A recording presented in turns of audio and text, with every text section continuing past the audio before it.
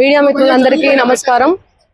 ఏదైతే micro finance పేరిట ఈ సుబ్బు అనే అడ్వకేట్ ఎవరైతే ఉన్నారో ఆయన నా మీద చేస్తున్నటువంటి ఆరోపణలు ఏవైతే ఉన్నాయో అవన్నీ ఫేక్ అలిగేషన్స్. నిజంగా నేను ఇందులో ఇన్వాల్వ్ అయి ఉంటే గిన నేను ఎక్కడికైనా రావడానికి సిద్ధం. నేను ఎక్కడ ఏ పోలీస్ గడపలైనా ఏమంటారు కోర్టు గడపైనా తొక్కడానికి సిద్ధం. నేను ఇందులో నన్ను ఇన్వాల్వ్ అయినావు అని చెప్పి తేలిస్తే నేను ఏమన్నా చేయడానికి సిద్ధం. ఇన్వాల్వ్ కాలేదని తేలిస్తే మీరేం చేస్తారు? మీడియా మిత్రులు అందరూ కూడా, నేను మీడియా ఫ్యామిలీ నుంచి వచ్చాను, మీరందరూ ఏం చేస్తారు? నాకు మాట ఇవ్వాలి. ఆయన ఇవన్నీ తప్పుడు ఎలిగేషన్స్ వేస్తున్నాడు. ఒక బంజారా గిరిజన ఆడబిడ్డ మీద కష్టపడి 14 ఏళ్ల నుంచి ఒక్కొక్క మెట్టు ఎదిగి పోయినటువంటి ఆడబిడ్డ మీద ఆయన ఈ ఫేమస్ కోసం కేవలం బిగ్ బాస్ కి వెళ్ళాలి, శ్రీముఖి అంటే క్రష్, ఫేమ్ అవ్వాలి. ఆయన ఒక భరతనాట్యం డాన్సర్. సో ఆ డాన్స్ అవన్నీ నేర్చుకొని ఉన్నాడు కాబట్టి ఆయనకి సినిమా పిచ్చి ఎక్కువ, సినిమాల మీద మక్కువ ఎక్కువ. దానివల్ల నా పేరు వాడుకొని ఆయన ఫేమ్ అవ్వాలని చెప్పి ప్రతి ఒక్క మీడియా గడప తొక్కి ప్రతి ఒక్కరికి అడిగి ఇంటర్వ్యూ తీసుకోండి అని చెప్పి లేనిపోని అలిగేషన్స్ అన్ని కూడా నా మీద వేస్తున్నాడు. నిజంగా ఆ బాధితుల్ని చూస్తుంటే నాకే చాలా చాలా బాధ అనిపిస్తుంది. నాకేం సంబంధం ఉంది? ఈ చేతి నిండా పనులే ప్రజల ఆశీర్వాదాలతో, మీ అందరి ఆశీర్వాదాలతో ఈ రోజు మీడియా లేకపోతే నేను లేను. ఇండిపెండెంట్ గా ఎదిగిన దాన్ని, నేను మీ చేతులల్లో ఎదిగిన దాన్ని, మీ చేతులలో పెరిగిన దాన్ని నేను ఎందుకు చేస్తాను? నేను అక్కడి నుంచే కదా వచ్చాను. ఎక్కడి నుంచి అయితే వచ్చానో వాళ్ళ పొట్ట నేను కొడతానా? నిజంగా నేను బాధితుల తరపున గట్టిగా నిలబడుతున్నాను. ఎవరైతే నా పేరు యూజ్ చేసి చీట్ చేసి ఎవరైతే వాళ్ళ దగ్గర నుంచి డబ్బులు తీసుకున్నారో వాళ్ళని కంపల్సరీ కఠినంగా శిక్షించాలని నేను పోలీస్ శాఖను గాని కోరుతున్నాను.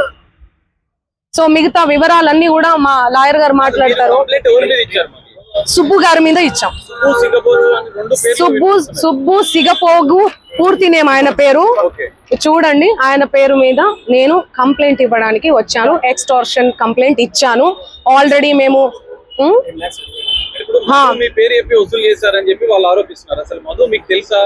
నా మీద ఎవరెవరో ఆరోపిస్తారండి. ఎవరెవరో వస్తారు, ఫోటోలు దిగుతారు. మీరు దిగరా? ఇంతకు ముందే దిగిర్రు.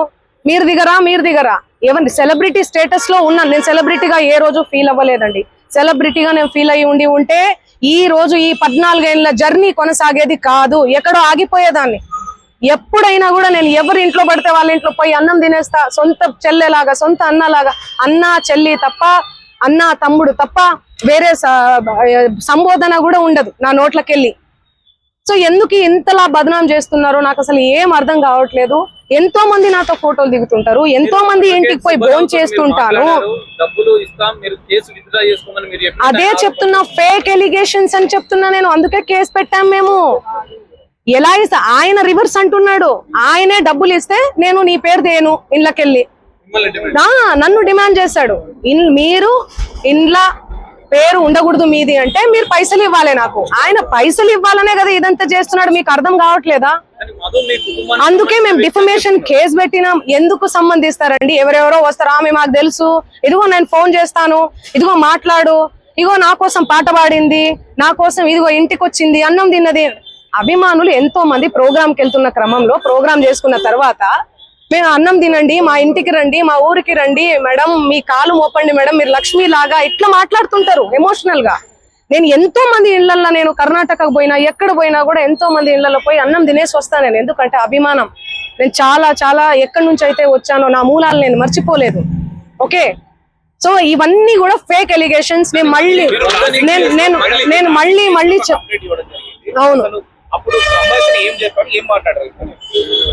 మా లాయర్ గారు మాట్లాడతారు. నేను ఇన్ని రోజులు మీడియా ముందు నేను మీడియా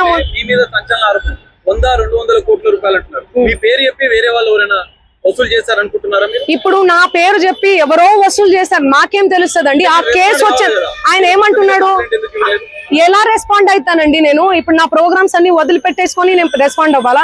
నిన్న కూడా కేసు పెట్టారు. నిన్న నేను ఇబ్రహీంపట్నంలో శ్రీదత్త కాలేజ్ లో నేను ప్రోగ్రామ్ చేయడం జరిగింది. అది వదిలేసుకొని నేను వచ్చి నేను సంజాయిసి ఇచ్చుకుంటా కూర్చోమంటారా నన్ను? చెప్పండి.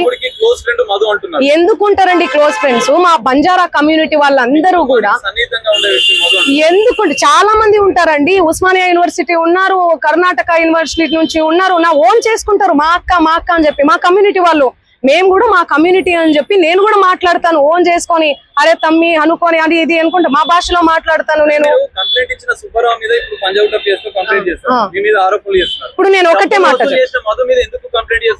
నాకు డబ్బులు వసూలు చేశాడని నాకు తెలియదు కదండి. ఈయన చెప్తున్నాడు కదా. అవును, చేసి పెడతాము, అందరి మీద పెడతాము. ఒకరు సిఐడి కేసు ఉంది వాళ్ళ మీద, సిఐడిలో ఉంది ఆ కేసు. 1 year అవుతుందండి. చూపి అన్న, చూపి. 2025. మీరు అవన్నీ తెలుసుకోరా? నాకు అర్థం కాదు. టకాటక్కని పెట్టేస్తే నా ఫ్యామిలీ ఏమైపోవాలి, మా నాన్న ఏమైపోవాలి, మా అమ్మ ఏమైపోవాలి? కొంచెమన్నా మీరు ఆలోచించాలి కదా ముందు వెనక. నేను అలా చేస్తానా? నేను ఎన్ని పాటలు చేస్తున్నా, ఎవ్రీ ఇయర్ పాటలు. అది మా తమ్ముడు కాదు, అదే చెప్తున్నా నేను. మా తమ్ముడు కాదు, ఎవరు ఆయన? మా తమ్ముడు ఫోటో చూపియాలనా నేను? మా తమ్ముడిని చూపియాలనా? ఫోటో చూడండి, నా ఇన్స్టాలో ఉంటది, అన్ని దగ్గర ఉన్నాయి. సంబంధం అంటే ఫ్రెండ్షిప్ ఉంటదండి. హాయ్ అంటే హాయ్, బాయ్ అంటే బాయ్. వాళ్ళు ప్రోగ్రామ్ కానీ వచ్చిర్రు, తీజ్ ప్రోగ్రామ్ జరుగుతుంది, సేవాలాల్ ప్రోగ్రామ్ ఉంటది, ప్రోగ్రామ్ కానీ వచ్చిర్రు. ఆ బంజారా కమ్యూనిటీకి సంబంధించినటువంటి వ్యవహారాలు, ప్రోగ్రామ్స్ ఏవైతే ఉంటాయో అవన్నీ మా తమ్ముడు చూసుకుంటాడు. మిగతా తెలుగు ప్రోగ్రామ్స్, కర్ణాటక కన్నడ ప్రోగ్రామ్స్ ఏమైతే ఉన్నాయో అవన్నీ నా మేనేజర్ చూసుకుంటాడు. సో అది నా ఎంతో మంది వస్తుంటారు. ఇప్పుడు నా పేరు చెప్పి వాళ్ళు వసూలు చేసుకుని నాకేం తెలుసు? నేనేమన్నా రోబోనా, లేకపోతే దేవుణ్ణా, దేవతనా? లేకపోతే నేను చూసుకుంటూ కూర్చోనికి ఎవరెవరు నా పేరు మీద ఏం చేస్తున్నారని చెప్పనీకి? అండి మీరు కావాలంటే అందరు రండి, మీడియా వాళ్ళందరూ రండి, మా ఇంటికి రండి. ఆ కోకాపేటలో స్కూలు, పబ్బు అవన్నీ యాడున్నాయో తెలీదు. ఆ బిజినెస్ మైండే ఉంటే ఎప్పుడో పెట్టేసుకునేదాన్ని. నీ పాటల ప్రపంచంలోనే ఎందుకు బతికేదాన్ని? నాకు పాటలు పాడడం, పాటల ప్రపంచం తప్ప ఏమీ తెలియదండి. నాకు నిజంగా డబ్బు ఆశ ఉంటే లాస్ట్ ఇయర్ ఎన్నికలు 2023 ఇక్కడ, 2023 ఇక్కడ, 2024 అక్కడ జరిగింది. నేను ఏ ఏపీలో గానీ, ఏ తెలంగాణలో గానీ ఎక్కడన్నా కనిపించినా ఎన్నో మనీ ఆఫర్ చేసిర్రు, నాకు కోట్లు ఇస్తామని చెప్పి. అయినా కూడా నేను కనిపించలేదు. ఎందుకంటే నాకు డబ్బు ముఖ్యం కాదండి, వ్యక్తిత్వం చాలా ఇంపార్టెంట్. చాలా నియత్గా, చాలా ఎథిక్స్ తో బతుకుతూ వస్తున్నానండి నేను. నాకేం అవసరం ఉంది చెప్పండి? చేతి నిండా పనులు. మీరు చూడట్లే, నా ఇన్స్టా చూడట్లే, సోషల్ మీడియాలో చూడట్లే. ఒక్క పాట చేస్తే ఎందుకండి ప్రజలు ఇంతగానం ఆశీర్వదిస్తున్నారు? ఎందుకు 100 millions పోతున్నాయి? ఎందుకు మీ అందరు కూడా లైక్ చేస్తున్నారు? చెప్పండి. నాకేం అవసరం ఉందండి? వీడియో ఉంది, నా వీడియో ఏడుంది?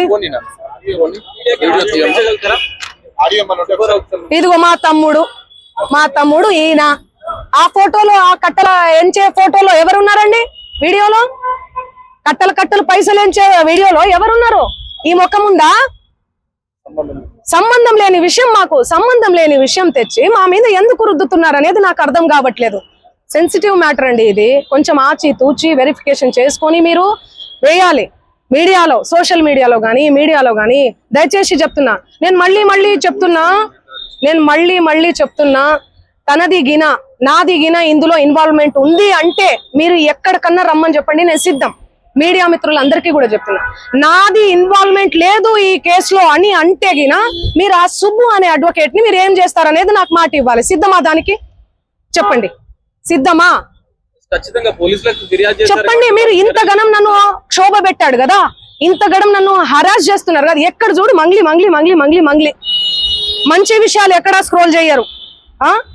ఈ విషయాలు, ఈ నెగటివిటీని ఎందుకు ఇంత సెన్సేషనల్? మీరు మీడియాను అస్సలు తప్పు పట్టలే నేను. మీడియా అదే చెప్తున్నా. నేను ఏమని చెప్పా? మీడియా ఫ్యామిలీ నుంచి వచ్చాను చెప్పానా? అదే చెప్తున్నా నేను. మీ పేరేం పేరు?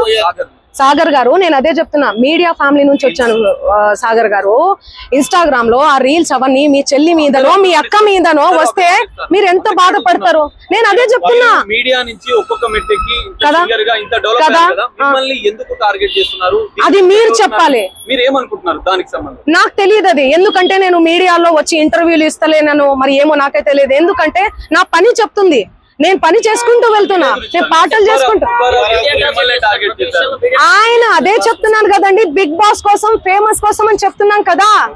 ఆయన కేవలం ఫేమస్ అవ్వాలి, ఫేమస్ అయ్యే దానికోసమే ఇదంతా చేస్తున్నాడు. ఆయన మాటలు మీరు చూడండి. నెక్స్ట్ ఇయర్ బిగ్ బాస్ వస్తే నేను వెళ్తాను. శ్రీముఖి అంటే నాకు క్రష్. నాతో మాట్లాడేటప్పుడు కూడా మీతో ఫ్రెండ్షిప్ చేసుకుందామంటే మీరేంది ఆరోగంటగా మాట్లాడుతున్నారంటే, అవును కేసు పెడతాము అంటే ఆరోగంటగా మాట్లాడకుండా ఎందుకు మాట్లాడతారండి? నేను తప్పు చేయను దాన్ని.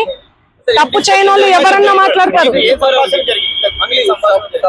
నేను మీకు వీడియో చూపిస్తాను, ఆగండి. జరిగింది సంభాషణ. చూడండి ఎలా మాట్లాడుతున్నాడు, ఎట్లా డిమాండ్ చేస్తున్నాడు చూడండి. ఇంతే సౌండ్ అండి ఇది. యా చూడండి, నువ్వేమన్నా ఆకాశం నుంచి ఊడిపడ్డావా? నడుమంత్రపు సిరియా ఇదంతా? ఇంత వల్గర్ లాంగ్వేజా? మిమ్మల్ని అన్నారా? ఇంత సోకులు ఎందుకు పడతారు మీరు? ఎలా వస్తానండి? నేను అదే చెప్తున్నా. పనులు ఉన్నాయండి, నాకు ప్రోగ్రామ్స్ ఉన్నాయి. కర్ణాటకకు పోయినాను. నిన్ననే నేను శ్రీదత్త యూనివర్సిటీలో కాలేజ్ లో ప్రోగ్రామ్ కూడా చేశాను. మీరు చూడండి నా అప్డేట్స్ దయచేసి చూడండి. ఇన్స్టాలో నేను పోస్ట్ కూడా పెట్టడం జరిగింది. దీనికి నాకు ఏ సంబంధం లేదు. బాధితులకు దయచేసి పోలీస్ శాఖ వారు న్యాయం చేయండి. నేను బాధితుల తరపున అండగా ఉంటారా? డెఫినెట్లీ ఖచ్చితంగా ఉంటా నేను బాధితులకు. చేయబోతున్నారు బాధితుల తరపున?